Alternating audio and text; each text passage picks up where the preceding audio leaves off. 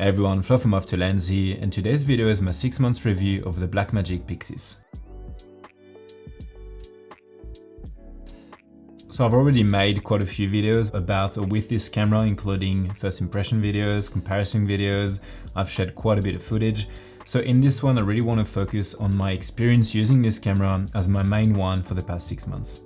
As you know, I don't like to rush when I do reviews. I really want to take my time so I can be honest with you about the things that I like, but also the things that I don't like, and whether or not I would recommend it. I will also spend some time to discuss a short documentary I co-directed recently, where we used 2 Pyxis with anamorphic zooms. And I will also talk about accessories such as a monitor or the cage that I have. And as always, before I start, don't forget to subscribe to see more videos like this one, and let's get into it.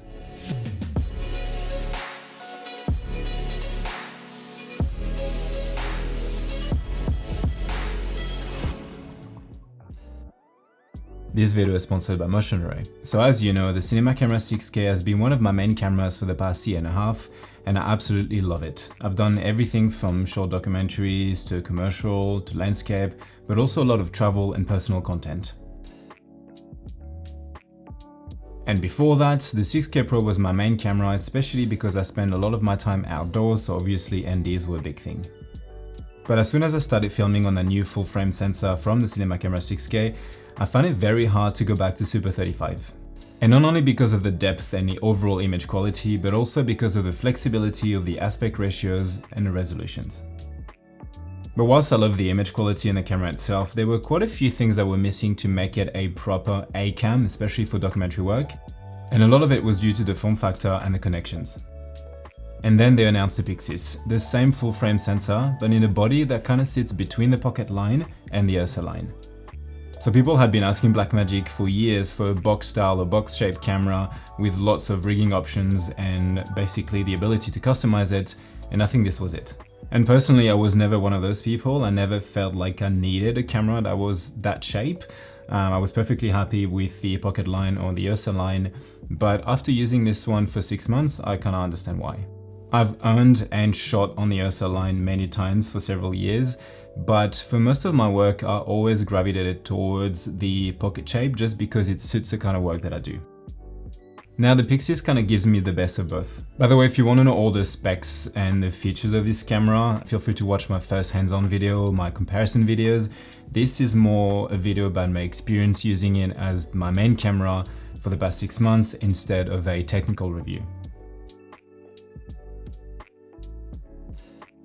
So for the past 6 months, I've used the Pyxis in various situations and in pretty much all styles and environments that I would use a camera in, like this one, for my type of work. I shot a short documentary about the sculptor here in France with my friend Thomas Tessier, and we shot actually this project with 2 Pyxis cameras on anamorphic lenses. We're super happy with how it turned out. I'll make sure to leave the link below. And of course, I also filmed landscapes, but also used it to film a lot of personal content. And I used the camera fully rigged up, like for the short documentary, but also in a very minimal way, especially for outdoor and personal content. In terms of lenses, I've used pretty much everything that I've got. I've used spherical cine lenses, I've used anamorphic ones, I've used vintage ones, but also standard photo lenses. And I've used EF glass, but also L, M mount, and even PL. As always, I'll make sure to link all the adapters that I've used alongside all the rest of the gear in the description below. So after 6 months, I can honestly say that there are a lot of things that I like about the Pyxis. First of all is the image. As before with the Cinema Camera 6K, I absolutely love the image that comes out of that sensor. I think the combination of having Blackmagic's color science, B-RAW with a full frame sensor is really incredible. There's so much depth and detail that I find it really hard to go back to anything else, like I said before. And I think this is a reason that I've shot pretty much all of my content on that full frame sensor since I've had it. I think some people argued that the Pyxis or the Cinema Camera 6K don't have enough stops of dynamic range or that they're not good in low light. Personally, I think with the correct exposure, you can pretty much shoot anything that you want. And on top of that, you also have all the flexibility in terms of resolutions and aspect ratios, as well as anamorphic options. But shooting open gate on that sensor is my favorite thing to do, and I've done it every single time that I could, even for personal and travel content as well. For the documentary though, for example, we did shoot in 6:5 anamorphic, and we were using the Lauer Proteus anamorphic zooms, and we're pretty impressed with the results. I think anamorphic always has that look, but on that full frame sensor, yeah, it kind of takes it to the next level. And I think it makes for very powerful and still compact if you want to setup. And yeah, we're really happy with the images. There's also a couple of resolution options that were not present on the Cinema Camera 6K that I really appreciate, and that's to have 16:9 in 6K and 4K. Next, we have the build quality. This is a very well built camera. As soon as you pick it up, you can feel that it's got a very sturdy and decent weight to it. And you also have that cold metal feeling, which feels very well made. I've said this before, but to me the Pyxis feels like a small Ursa instead of the bigger Pocket. And it's definitely a step up from the Pocket line in terms of quality and feel. And even the mounts and the buttons feel super well built, like everything is tight and nothing moves. I often call the Pyxis the little brick, but in a good way. Form factor. I really love the form factor. It's easy to rig up and also to carry. And I can have it fully rigged up in my Temba bag, but I can also have it in a backpack with the camera by itself and a couple of accessories. I think I said that before in my first impressions video, but when I saw the photos, I thought that it would be lighter and bigger, but I'm actually pleased that it's smaller and heavier. I think there's definitely a good size to weight ratio on this one. And you also have a lot of mounting points on the top and the bottom of the camera.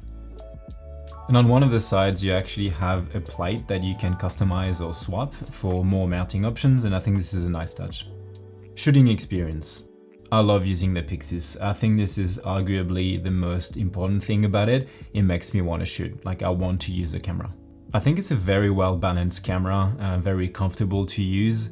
No matter the type of rig that I have going on, or no matter where I am or the way that I'm shooting. And whether it's with my very light and small vintage glass or with bigger and longer anamorphic lenses or cinema zooms, it's a super easy cam to tailor to your needs or your shooting style. And I love using the Pyxis handheld, but also on sticks or with my Easy Rig.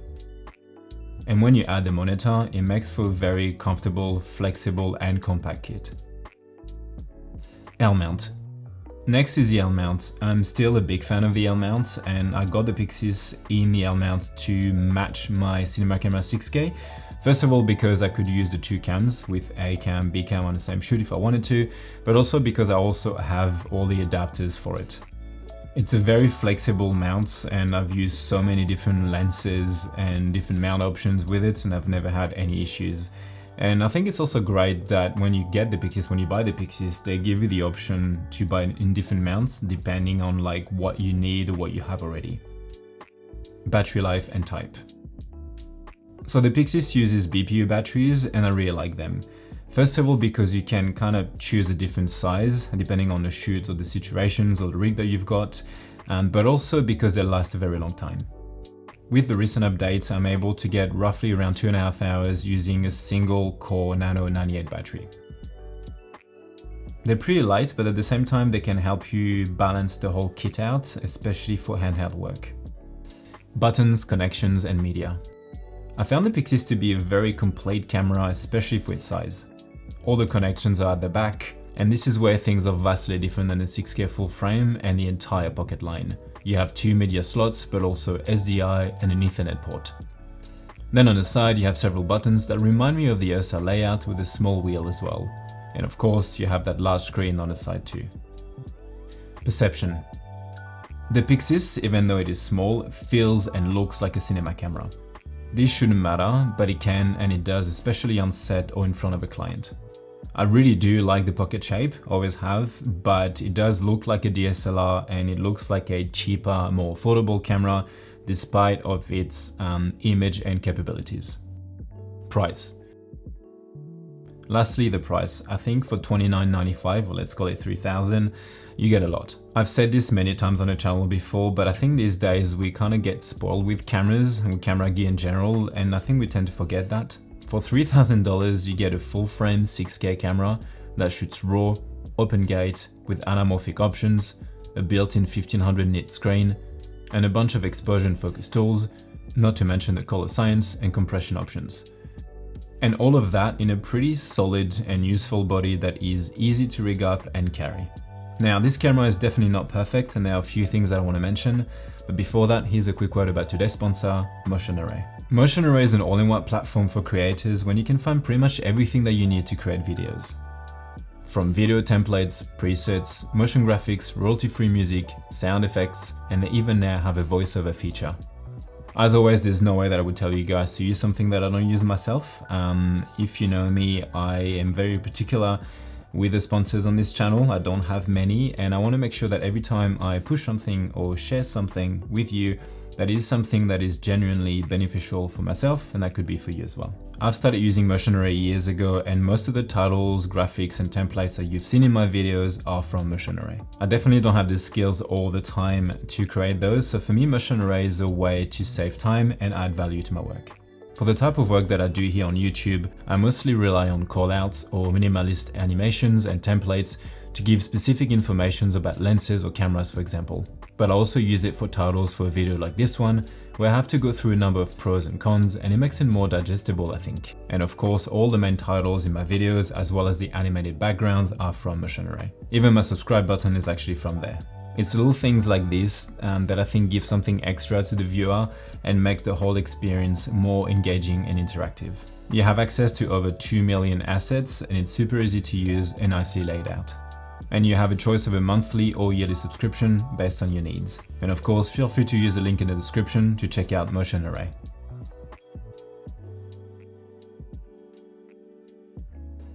Like I said, this is not a perfect camera. I love Blackmagic cameras, as you know, but I always want to be honest with my opinions and feedback. Many of the things that I don't like about this camera carried over from the Cinema Camera 6K because they share the same sensor. The lack of NDs is still a bit frustrating for me. I think having had the NDs on the 6K Pro for years and on the Ursa cameras before that, I think it is something that you get used to, and it's not a necessity for all the shoots, and for a lot of my shoots, actually documentary or not, I sometimes want to use the best quality that I can using external filters like my Nisi NDs or other ones.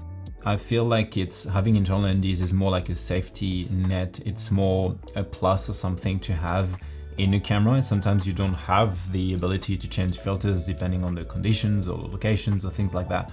So I think for me, yeah, this is something that I would really like to see in the next model. Being able to shoot only, and I put only because 36 open gate in 6K is still impressive internally, raw as well.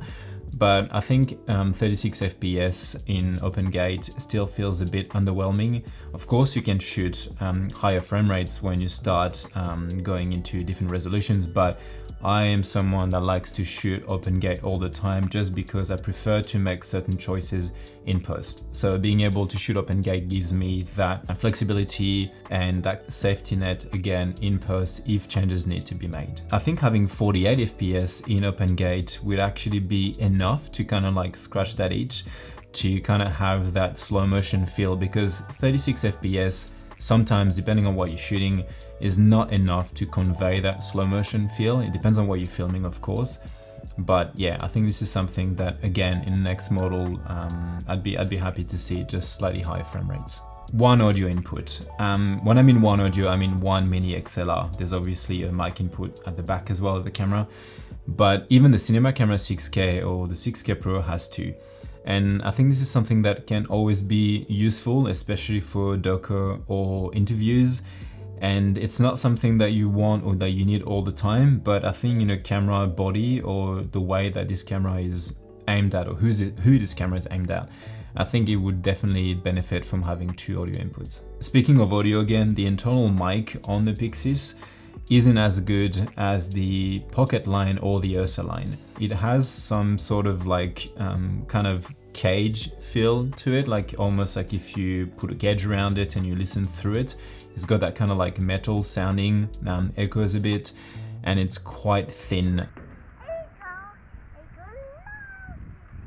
It's not something that I would rely on. And for example, I use the mics, the internal mics on the pocket line, whether it's, when I say pocket, I also mean the cinema camera 6K, but that pocket shape. On the 6K Pro, everything for years, I've been using those mics for scratch audio, ambient audio, and it's always helpful. First, for personal content, for travel content, I don't use any mics at all actually. And this is a question that I get a lot. The mics are actually really good. This is what I use for 90% of my personal content. And with the Pyxis, it's not the case at all. And for example, on that short documentary that I shot with Thomas, we were rushing quite a bit because it was just two of us. We had two cameras to handle, so sometimes audio wasn't a priority. Looking back on it, we would have really loved to be able to actually use the audio from the cam, and we were not able to do that because it just didn't sound good or good enough to include in the documentary. So what we had to do in the end, obviously it's our fault for not doing that on set, but we had to rely on SFX. I'm pretty confident that if we had used the cinema camera 6K or the 6K Pro or an Ursa camera, the sound would have been good enough to use as background, as ambient, like I've done on the cycling documentary about my grandfather a couple of years ago, on a blacksmith documentary that I've done. Obviously, there's a reason for it. The mics are not aimed to be used for the main audio track, definitely not, but I was expecting the sound to be just a little bit better. So now I want to talk about the vents at the top. I've mentioned this before in my first impressions video. This hasn't changed. You can see through the camera from the top or even through the bottom. So even though the pocket line isn't weather sealed at all, I'm more confident in putting the pocket line in basically riskier conditions because it's not open like that. So it feels like the Pyxis is less protected. That being said, I've taken the Pyxis to pretty tough environments like wind, extreme cold, even rain, and it was fine every single time. Now let's talk about the accessories because I think it's an important part of the Pyxis ecosystem. The obvious one for me is the monitor.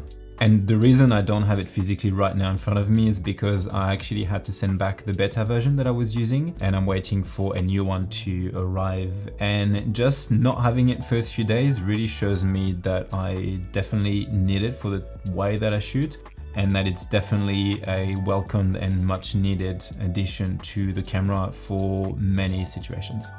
The Pyxis monitor makes for a pretty flexible, serious and compact kit, especially for the price and the whole features you get.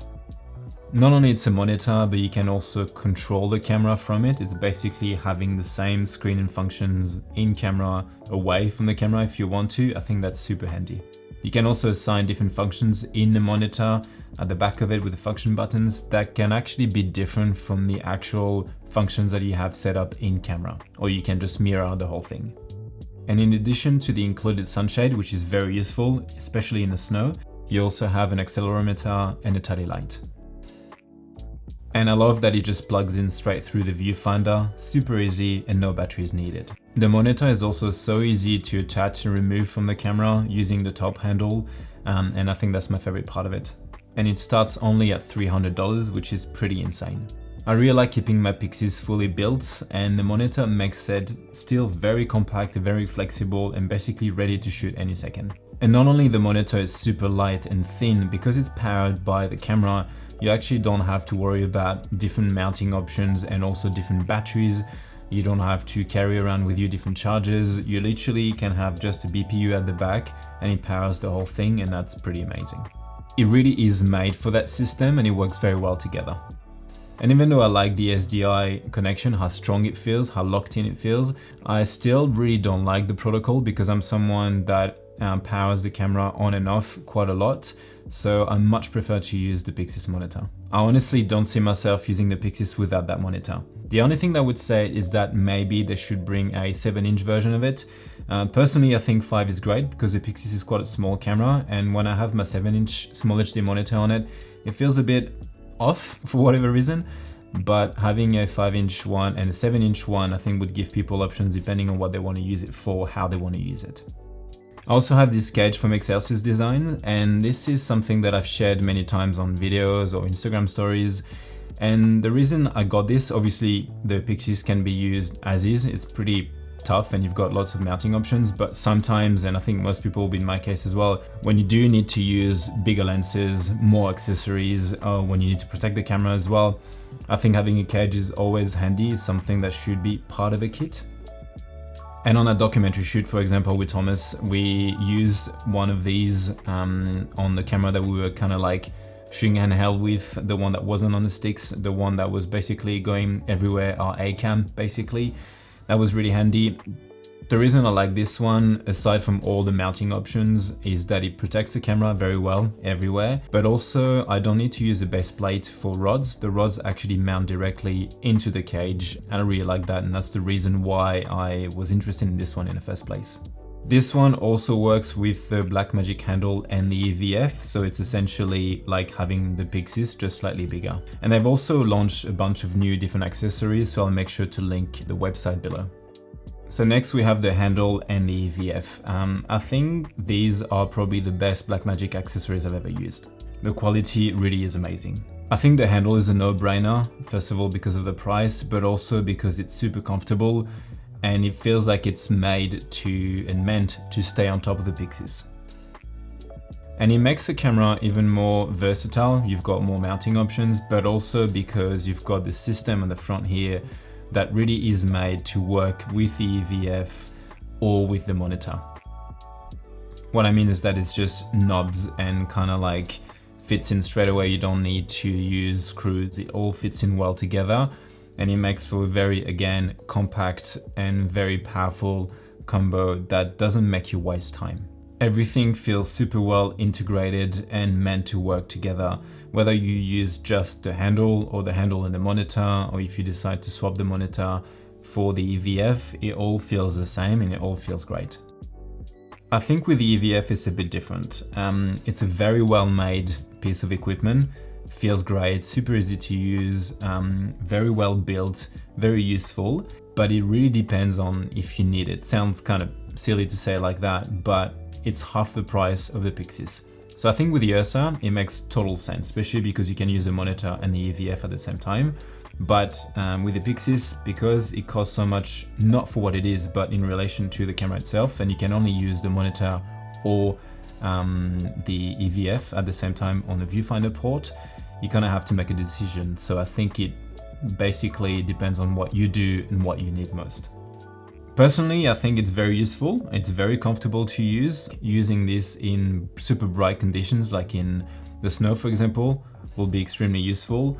Or when you want to really be in your own little world, which I kind of like as well. I'm used to shoot on EVF like from years ago. So this is a nice touch. And again, the integration is just great with the top handle. I've made a video about the top handle and the EVF, a separate video a while ago, so feel free to check that out. Lastly, I want to mention the plates that you've got on the side here. I think it's a really nice touch, and again, it adds to that whole rigging aspect of the Pyxis. I've got the SSD plate that came with the camera originally, but I also have the rosette plate, just because I wanted to be able to put a side handle, whether it's my DJI Focus Pro one or just my small rig one, and it gives you a couple of extra mounting options on the side. So when I'm not using a cage, but I still want to be able to mount a few things or more things, I leave that on pretty much all the time. And I also use the side plate to actually mount the core battery that I have, the Edge Snap, and that was quite handy as well. As always with all accessories, it's the same as lenses to me, the handle, the cage, the EVF, it all depends on what you need for your style of shooting and the kind of projects that you're shooting. Again, I'll put all the gear that I've just mentioned in the description below. And of course, feel free to watch the documentary. I would love to hear what you think. The feedback has been amazing so far. Having the two Pyxis on set was a great experience because it allowed us to fully use the camera properly, not for the sake of a review, not for the sake of like test footage, but actually putting a project that we wanted to do and choosing the Pyxis as the A cam, or at least A and B cam. And that was a great experience. So it really was a good test for a camera like this, and to be honest, I think this is exactly what it's aimed at, kind of small team, giving you the best that you can have in a small form factor like that. We had two on set, one that was always on sticks pretty much, and one that was kind of more handheld that we kept swapping between the two of us. We used an easy rig, but we also used it kind of like handheld. Thomas and I are people that have experience with the pocket shape, and I think we kind of both agreed that this camera is obviously a lot easier to rig and also feels a lot sturdier in your hand. We used it in pretty much any situation that you can think of, like outdoor, indoors. We had lots of dark areas, we had dusk, we had cold. We were shooting for maybe 14, 15 hours a day. Anamorphic glass as well. We used the Laowa Proteus anamorphic zooms, which shooting 6x5 gave us a beautiful kind of like rendering and look, and Thomas did an incredible job with the grading on this one. It was a very interesting shoot with a very interesting person. We're super happy with how it turned out. We tried to make it as, I hate using that word, but cinematic as we could. We're pretty happy with the images. This is something that I would love for you to check out. And like I said, when I do reviews, I like to do it on actual proper projects. And I'm glad that we got a chance to do that with two of them as well. Yes, I would definitely recommend the Blackmagic Pyxis. I think it's a great camera that ticks a lot of boxes.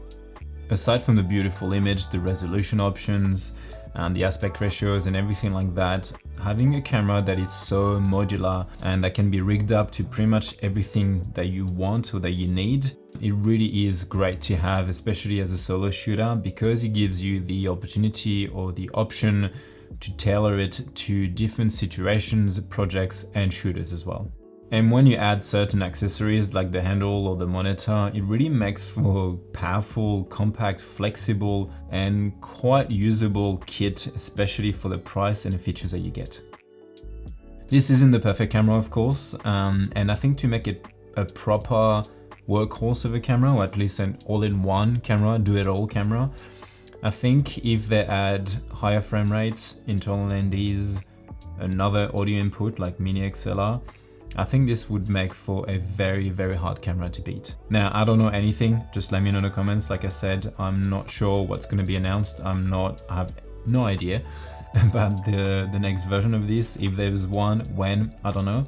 This is just what I think after using it for 6 months, what I think should be added to make it a true, almost perfect cinema camera for solo shooters like myself. That's it for me for today, guys. Hopefully you found this video to be helpful. If you did, please consider subscribing and let me know if you've got any more questions in the comments. And as always, thanks for watching, and I'll see you in the next one. Bye.